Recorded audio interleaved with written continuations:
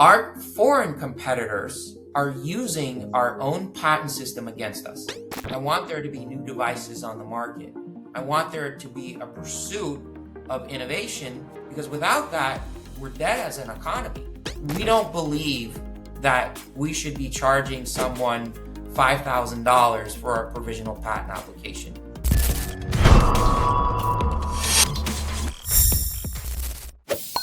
More foreign inventors are filing U.S. patents than Americans right now.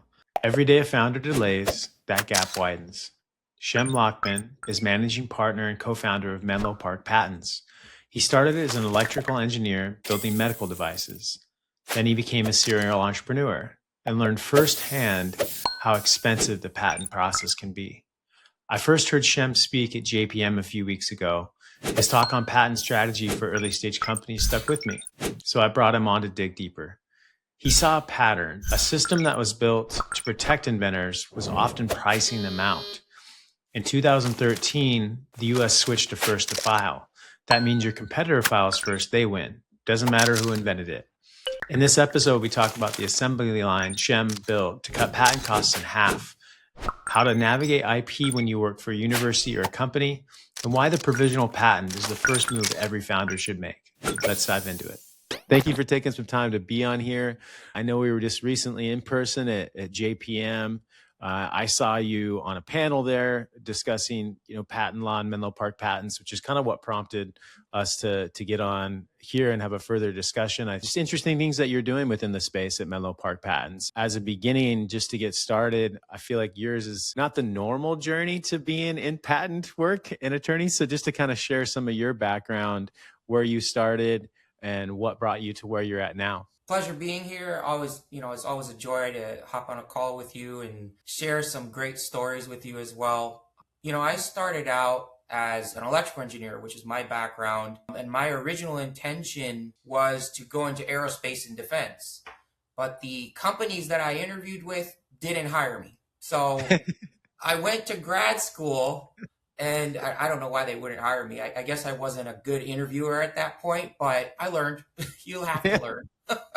I wasn't either. Yeah, you get it over time, right? But then I went to grad school. I went to Case Western, and it was really my sister that encouraged me to go to Case, because I said to her, well, I want to do medical devices and look at biotechnology, and Case had a great program for that. My specialty was originally in micro electrical mechanical systems, MEMS as we call it, and application of those type of MEMS devices to next generation medical devices, right? Looking at thin films, deposition, packaging of those different type of sensors. And really the notion of starting a company for me came from a 92-year-old professor at Case who's no longer with us, but the late Dr. Wenko. I mean, this guy was Mr. Who's Who of medical device and muscle stimulation. Back in like 1956, he showed me this clipping of a front page article of him in the New York Times. And I thought that was super cool. And he basically explained it, obviously now I don't think you can do this type of research, but he implanted a muscle stimulator into a dog and a controller into, a user's hand. And whenever the person's hand would raise, the dog's leg would pick up as well.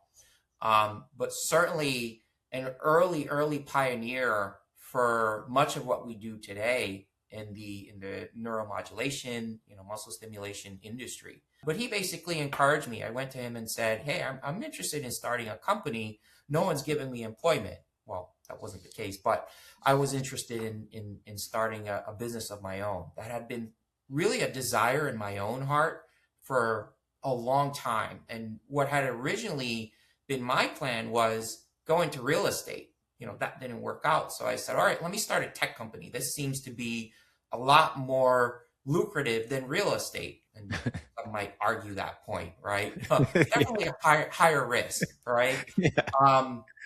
And so we started our first company, which was MediMems. And MediMems had really old investors, 80, 85, and then my business partner, 92, Dr. Ko. And Dr. Ko basically said, hey, I'm going to pay you. He gave me a call one time and he said, I'm going to pay you. I want you to come. I need you to automate this whole thin film process that we had to apply polymers to medical devices, right, that were going to be implanted. At that time, he had received NIH grant at 92 years old, and I was just like thrown back. So I moved out to Cleveland. He started to show me plans. I want to create an innovation center, and I'm like, Dr. Ko, you're 92. Are you not going to stop? He's like, no, I got nothing better to do. And so from there, that was my first entry point into IP, where I was dealing with the tech transfer office at Case Western. That was one of the first patents they filed, which didn't get granted, but it educated me on the process, right? What we needed, what was the first filing, which was a provisional. If we wanted to convert that to a non-provisional, what was their interest in terms of, what they're looking for out of this patent process ordeal. MenuMems eventually closed. Obviously, my investors came back to us and said, we're a little too old for this, right? And so I started another company which specifically dealt with blood pressure monitoring. And, I won quite a bit of pitch competitions for it, built early working prototypes, was able to gain partnerships with some members that were eventually left the company because they were going to be on the board of the AMA. And so that's when I had to pay for everything out of pocket. And I paid a lot of money for a patent attorney who's a very nice guy, but he was expensive, right? And so once that happened, other people started to recognize that, hey, here's Shem. He started his own company. Hey, Shem, would you be interested in maybe leading our technology efforts forward in these other startups? And I said, sure. And I said, they basically asked me questions about IP. And, I would say, this is what I did. This is what I paid, and then they go find a quote from an attorney that was similar. And I would say, this is still expensive. And so throughout that process, I had met this serial entrepreneur named Joel Douglas, right, who's all over our website. You can't miss Joel if you go to menloparkpatents.com, right? And at the time, he had been the named inventor on 103 patents, right? And his resume was really illuminating because it's very rare that you meet a guy that has exited a med tech company for 9 figures and then had 7 other company exits, huge patent portfolio, and motivated to build something, right? Just very easy to work with, motivated, clear head on his shoulders. And so we had worked on a few engineering projects together for different companies, mainly startups. And then he finally came to me and said, hey, I think you should join my company, Nuventus. And he said, well, this is where, in my retirement, I wanted to help inventors, because he was an inventor and he had a ton of experience with the patent process, protect their innovations. And so that was really the birth of Menlo Park Patents. It was Nuventus, which sounded like a pharmaceutical, right? But, when we got into it, we basically flied under the radar. We were trying to get our bearings under us as to what it was that we were trying to accomplish. Being that I am a serial entrepreneur, I don't like competition. I am very aggressive, and I gather that is my New Yorker personality coming out. Right? I should mention, my first business was actually selling purses, right? Okay. And it was an eBay business where I would sell purses through eBay. I would get them from showrooms in New York City. They were just selling them off. They never made the shelves, and Betsy Johnson and Steve Madden and other designers. And I would just sell them on eBay. It was pretty profitable. I probably should have stuck with selling purses. Women loved purses, right? That's true. Might have been easier. Yeah, it would, rather than, selling a patent, but which is very difficult. But that's when we really started to dig in. And what he explained to me were the problems that I had faced working with various attorneys throughout my entrepreneurial career. What we determined was that there's got to be a better way to help inventors and eventually companies file their patents, because the route that we're going on economically is just not it. So we rebranded. I came up with the name Menlo Park Patents. What we were looking at is Edison Patents as our name. But when I dug into the name of Edison Patents, number one, it just sounded geeky to me. I didn't like it very much. And so I noticed that Edison had a laboratory in Menlo Park, New Jersey, but also in Fort Myers, Florida. Menlo Park, California was the home of venture capital. And so when you look at the statistics, most patents are filed by California startups, Silicon Valley startups. So that's how come I said, we're Menlo Park Patents. And it just stuck. People love the name. They said it just rolls off the tongue. We had started to work on this process. Everything we knew had to be applied to this company. And here I was, the really frustrated entrepreneur that understood what others were experiencing because, well, I had worked on those teams. I had seen what they had paid. I had seen and heard their complaints. So I took all of that frustration and I put it into Menlo Park Patents. And really that was how we got started. We created this process that the focus is we want to make patent agents profitable. Well, how do we do that? Well, we have to be able to charge a fee and draft a patent in specific set of time, but dually be able to produce a quality document that the client would be happy with. And that was well written, had gone through multiple QC checks. It meets the standard that we were going for, right? And so this was long before LLM and ChatGPT came out. And it was basically just literally again, going back to old American inventors, an assembly line for patents. And that was the backbone from which we built our company on. We don't believe that we should be charging someone $5,000 for a provisional patent application. I have argued and maintained our pricing since the dawn of our company. I plan on doing that. And the motivation for that is, Costco's $1.50 hot dog and Arizona's iced tea, right? But with it has come challenges in our company where we have literally looked at everything from A to Z on how do we automate this? How do we make it better for the client? How do we balance that so that way we are still profitable, we are still doing the work, we are still delivering a quality document over to the client that they're going to be really happy with, right? And again, doing so at literally half the cost of what inventors are being charged today, right? And so once we started to do that, a very interesting thing happened. We started to get clients.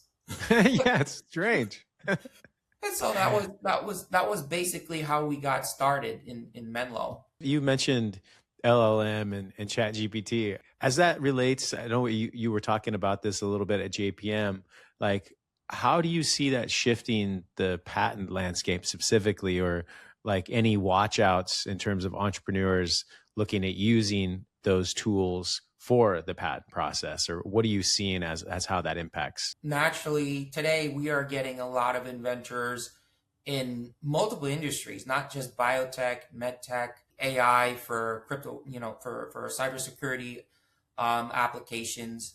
They're using ChatGPT to fill in the blanks in their invention disclosures and their patents. My warning to them is basically very straightforward. And you have to forgive me because the court cases haven't been developed really on this issue as yet, but I guarantee they will be once we start to see some of those startups really generate revenue and make a name for themselves. The USPTO has basically said, AI can't be an inventor, right? And really what I caution inventors to do is stray away from uploading your proprietary information to a platform that learns off of it, right? Yeah.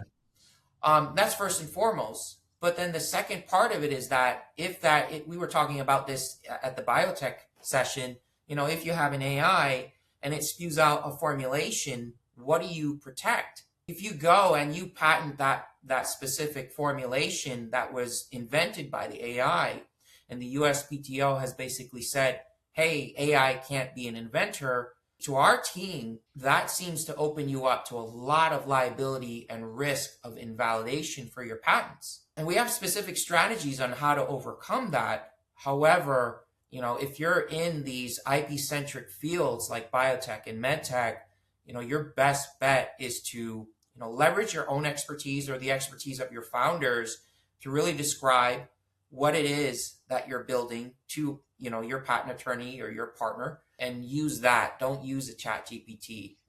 We're not ready for it.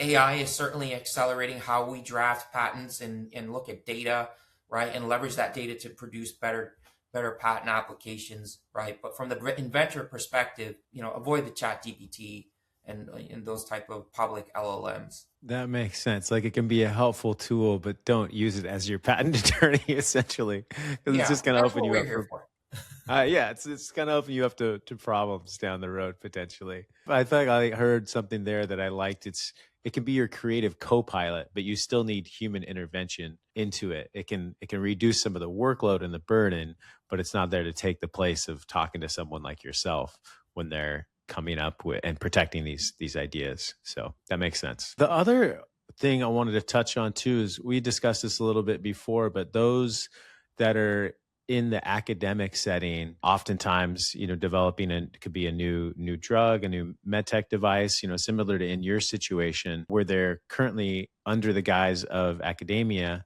but like have an idea or just recommendations that you might have of how to approach the patent process and also just the relationship with the university that might be currently in place with them as well. In my early days, I integrated with the tech transfer office over at Case Western Reserve University. It was an eye opener in terms of how they deal with research that is produced on campus and funded by government agencies like the NIH or NSF, right? And much of the research I had produced was funded by the NIH. What I notice about professors, inventors that are coming out of university is there is this notion that I researched it, therefore it's mine, right?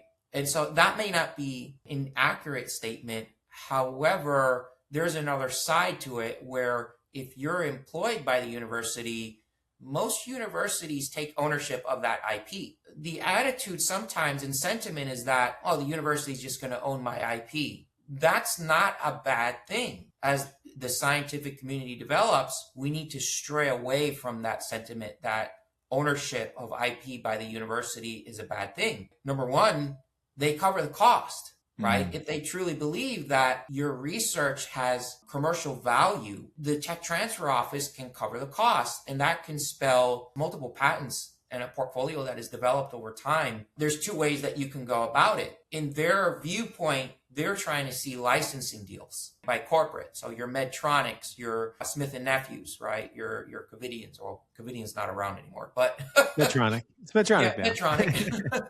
And so that's not a bad thing, because if a Covidian picks it up, yes, a percentage, a large percent of it, of whatever is paid or whatever deal is struck is going to go to the university, but you're still getting paid from that. And that's a revenue builder and a learning experience for you, right? If you're a young, just graduated postdoc, you're going into a professorship, right? You've done incredible research, right? And now that research is going to be protected and then eventually licensed. I just work with the tech transfer office and understand that process that they have. And that can also guide your next step in your career in terms of research. But let's say, let's go the other route. Let's say you want to go the route of, starting a business off this research. Case is very lenient. When I dealt with them, they basically said, hey, we want to know what you're going to do. How do you plan on building this into a successful company? And what I found was that Case Western has specific programs that would help you build this company. And at that time, LaunchNet and their programs for entrepreneurship weren't as developed, but now they are. And they have, all sorts of grants, relationships that they fostered, and it's really an amazing ecosystem that they've built. If you're at top tier university, certainly, UC Berkeley is, certainly number one for spinning out companies. Stanford, MIT all have programs. But this is not a bad thing to have that relationship with the tech transfer office. Leverage it. Use it to help you understand the process to, obviously, the patent process, but tap into the university's network as well and say, okay, I'm going to license these patents from you. That deal is going to be very specific on what I'm going to do, what the university is going to cover, and what I'm going to cover in my startup in terms of expenses. And you want to structure that in a way that you're able to raise capital if you need to, or build a successful business, right? But most of the time, I believe that the sentiment is that university just wants to own everything. Well, that's part of the employment contract that you signed, right? Yeah. That all goes back to that. Look at that contract, make sure you're within your confines to do what you need to do with that specific IP generated from your research, right? And then work with the tech transfer office instead of treating them like your enemy. This is something I see from professors everywhere.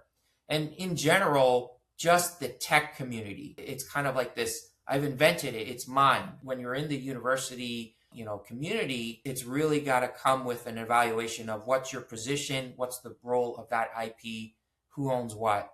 And you'll find and see that, if you're willing to work with them, it's a much smoother route towards, actually commercializing and doing something that would impact the industry.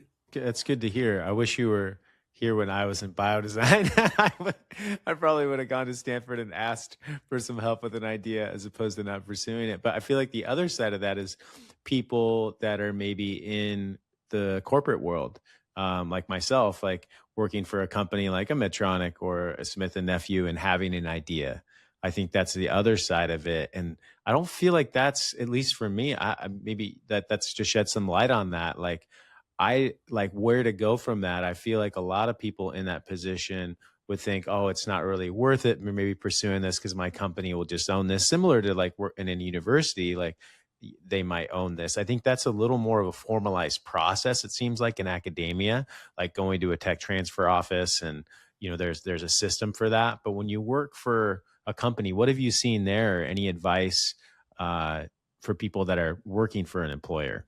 I think the first thing that they have to do is look at that contract.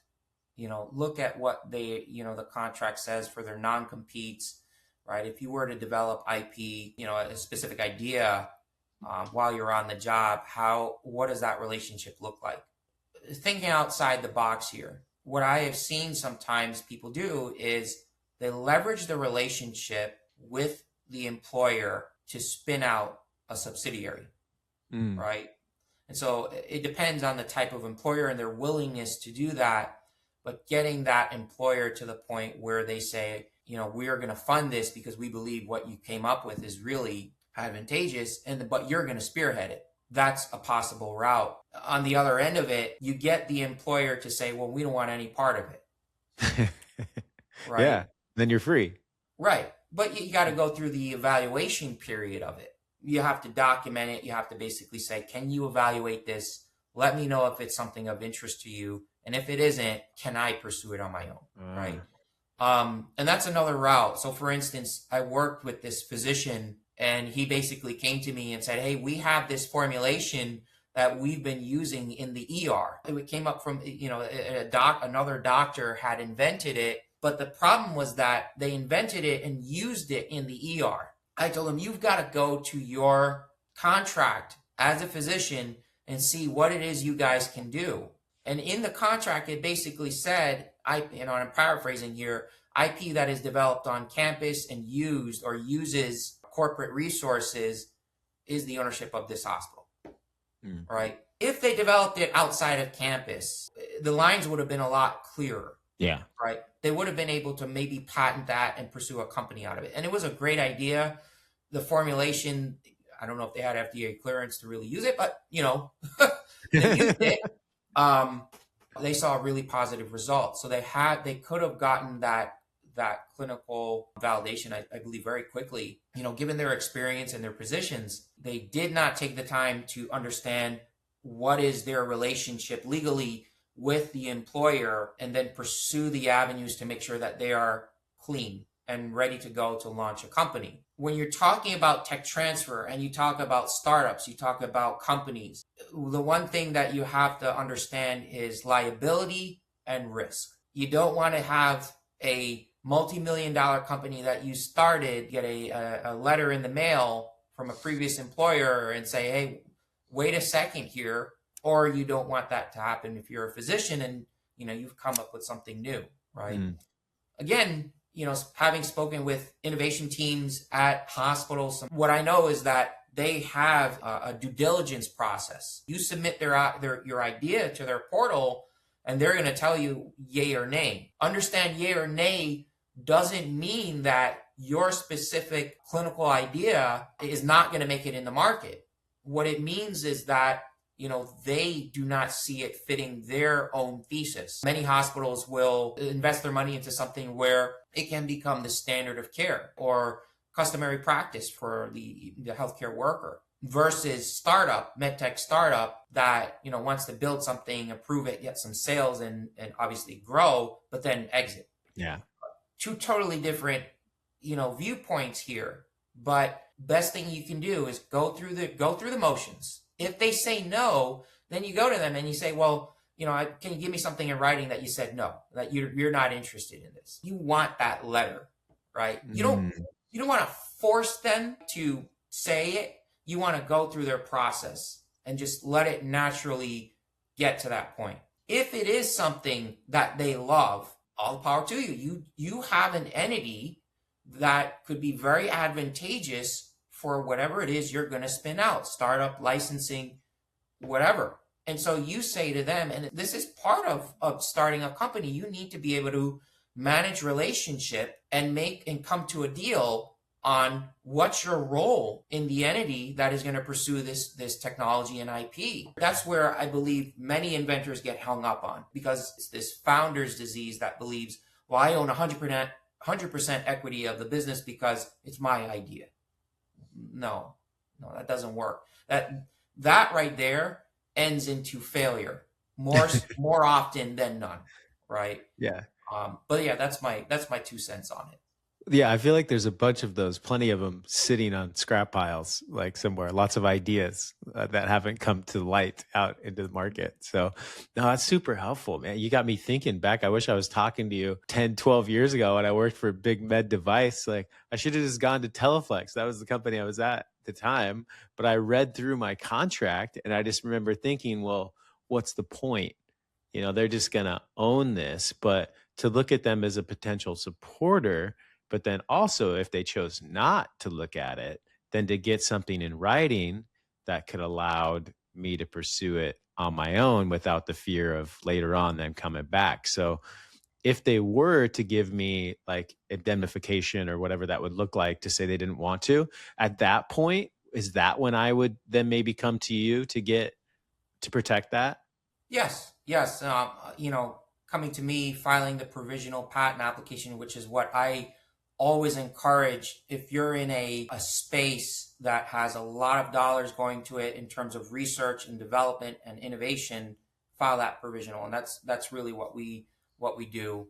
Because now you've spoken to someone about it, just to be safe. Again, it's about managing liability and risk and de-risking that high risk venture, which is a startup. A provisional is that first step. For those who don't know or maybe thinking about it, just a little bit more about that process, like provisional, like the process that you take people through if they come to you and they have no experience with that, they're just looking to get started, what that looks like. Yeah, about 95% of the clients that come to me don't have experience with the patent process. Yeah. And much of what I do is educate. Hey, Shem, I don't know what to do about this. This is what you do, right? Take it or leave it. If you don't do it, it's going to end up expensive for you in the end, right? And that's really the viewpoint that of my advice to someone is really avoiding trouble. You don't want trouble. I hate trouble, but because of how the patent system is structured, and globally, the type of different patent offices across the world, what we recommend is filing a provisional patent application. Provisional is basically a priority document. There's no examination of it in terms of patentability, saying that your invention is patentable or not. It's never published. It's much less expensive than a full utility patent. But what it does is it puts you in place globally to basically say, I've invented this, and here's the date that I've invented it.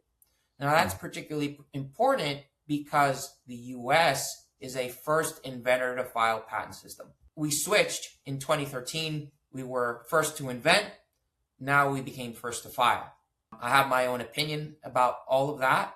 However, the idea is that you have real competitors. Our foreign competitors are using our own patent system against us. And no offense to China or anyone that is Chinese or Indian. There are more foreign inventors filing in the US than US inventors right now, right? Wow. And so if you don't file in a timely manner, your foreign competitor is going to file. And their intention is to develop market here in the United States. Funding and money and programs, they're catching up to our startup community, or I would say sometimes in certain industries have surpassed us. That's another goal of Menlo Park Patents, is what we truly believe is the backbone of American innovation is the patent system. Mm. It's there for inventors. However, we went and we did some things that were probably not the smartest thing to do, and has driven up cost for our own people. Right? Wow. You have a good idea. It shouldn't cost you $5,000 to put that initial application in. I'm anti that $10,000-$20,000 fee. As a matter of fact, I just billed a client that sort of invoice, but they were able to get 6 applications out of me, right? Not just one, right? And when you look at how you develop startup, it's never one, it's a portfolio. When you start the patent process, normally what I recommend is filing that provisional to really early on get a filing date, but it gives you 12 months. Once you go through, the provisional, let's say you filed January 2026, you have until January 26, 2027 to convert to a full utility application. When you convert to the full utility application, many teams believe that I need to know what it is I'm selling. Not necessarily.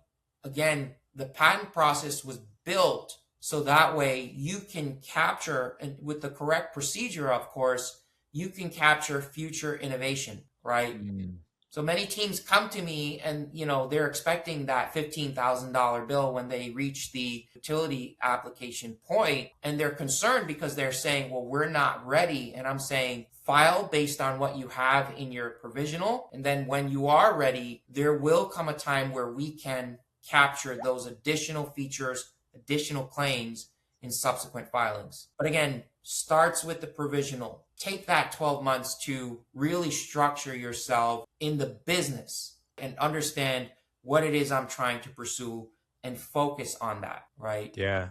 But that's how I view this, and that's what I do for my own ideas. Yes, we still innovate inside of Menlo Park Patents. Just because we're a patent firm doesn't mean we file our own. Doesn't mean that we don't file our own inventions.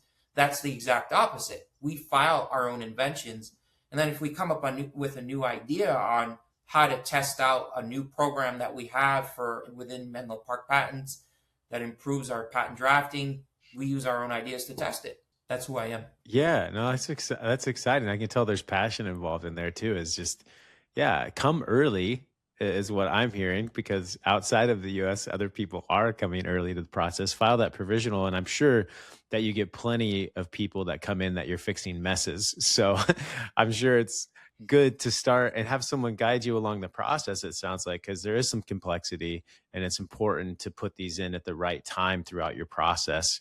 And earlier is better, and you don't have to be as far as maybe you think you do in order to protect some of your IP down the road too. That's kind of what I'm hearing. So yeah, come Yes. early, and maybe you don't need to think that you have this massive bill that you need to pay if you come to you. Like, Exactly, yeah, exactly. It's and the conundrum of the innovator today. We have to understand who is innovating and what is their personal goals, their personal life look like. I am a millennial. I understand what my fellow millennials are challenging right now, are being yeah, challenged with right now, right? And so we have to understand that this is a much different era of innovation versus, the dot-com boom, right? Where things were certainly much more affordable. When we think about a doctor, we think that, hey, a doctor has a good amount of salary and they're able to live very comfortably. Yes. However, even their jobs have changed, right? yeah, They've become more burdened. I would know my wife is a doctor, right? And so their ability to innovate and separate their hard-earned cash and put it into a patent it's a much different mentality right now, right? And Yeah. that's really again why I built Menlo Park Patents, because I want them to file a patent, right? I want there to be new devices on the market. I want there to be a pursuit of innovation, because without that, we're dead as an economy, right? We're no longer American, I should say. Um, Yeah. I like that. I hear that. I feel that passion. That gets me excited. We're here to innovate, and this shouldn't be a stumbling block or something that gets in the way of innovation, having, people seeing some of these obstacles. So I'm feeling more inspired by this. Just people in academia, people that work for companies. There is a way to go about this that, yeah, to further explore, at least coming to you or someone like you to kind of further explore that patent process and to protect that down the road. So that's exciting. And then I guess just for you, anything like watch outs or things that are changing within the space, or maybe what a better thing is, like something that you're excited about overall, and then something excited about what you're doing at Menlo Park Patents. I think I'm really excited about what's coming through the door in terms of AI. Um, Mm.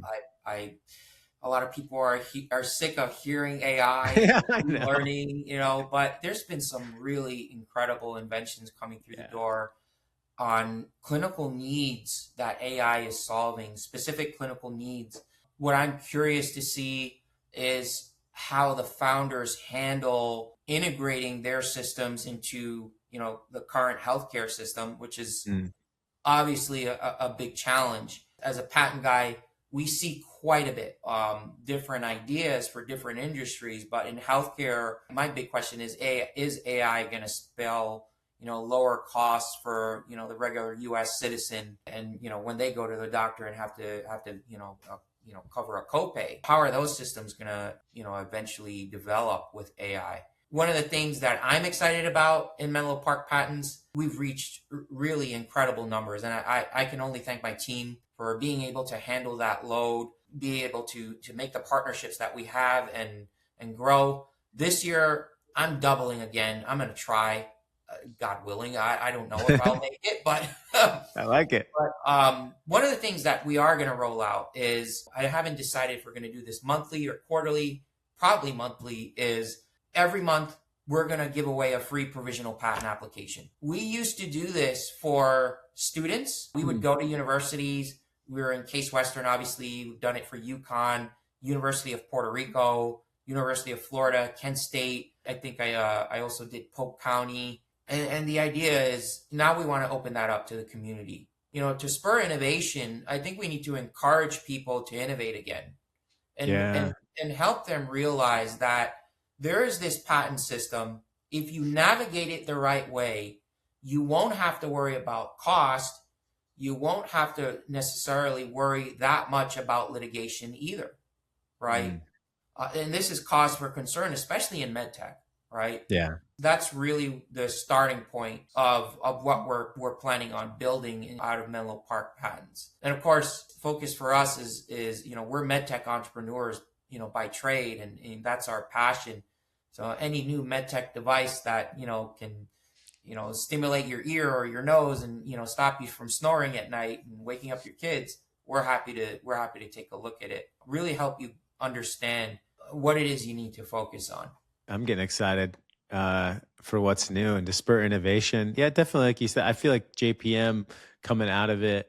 Yeah, AI and some people, like you said, are tired of tired of hearing about it. But I left really excited for just what the future looks like. And I talking to a lot of early stage entrepreneurs and just how it has an opportunity to expedite some of the process to bring new therapies, to bring new innovation to the marketplace faster, which I feel like what we all really want, for it to spur innovation and be that creative co-pilot to get rid of some of the administrative burden to help people bring new science out there into this world. So, and hopefully make those things less expensive, like you mentioned. Like that's really the hope. So, and then just last, we'll just end on where can people find Menlo Park Patents? I know your website, and we'll put that in the notes. But anything else to follow you, or what you all are doing there? Stay tuned to my LinkedIn and our, Okay. our, our Instagram. We actively publish on Instagram. It's just Okay. my own millennial. I got to be on social media. Um, Okay.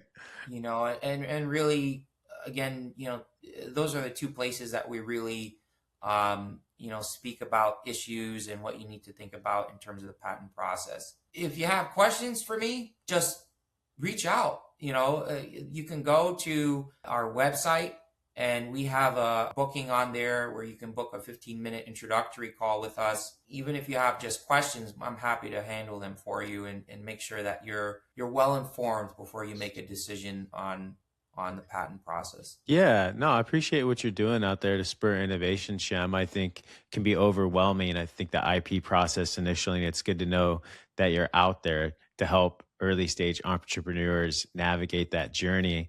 And that it's, yeah, not just, no offense to the big corporate offices and, patent attorney, but I feel like sometimes that can be not necessarily a way that's navigable from a cost perspective for, an early stage entrepreneur. So it's nice to know that you're out there and that you really care and that your background is entrepreneurial too. And I feel like that's, to me, when I heard your story, so great is that this spurred from a problem that you saw. And I feel like that's what some of the best companies come from, is when people actually experience a problem. You've been in it, you created, and now you solved it. You've solved a problem with the company that you have now. So yeah, excited to see what's next and continue the relationship. So yeah, anybody out there can reach out to Shem who has questions about patent and bring new innovation to the market. So thanks, Shem. Thank you. Pleasure to be here.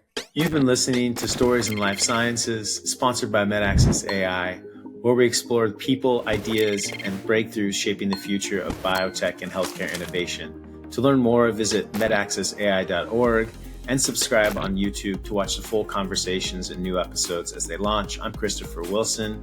Thanks for joining us. Until next time, keep shaping the future one story at a time.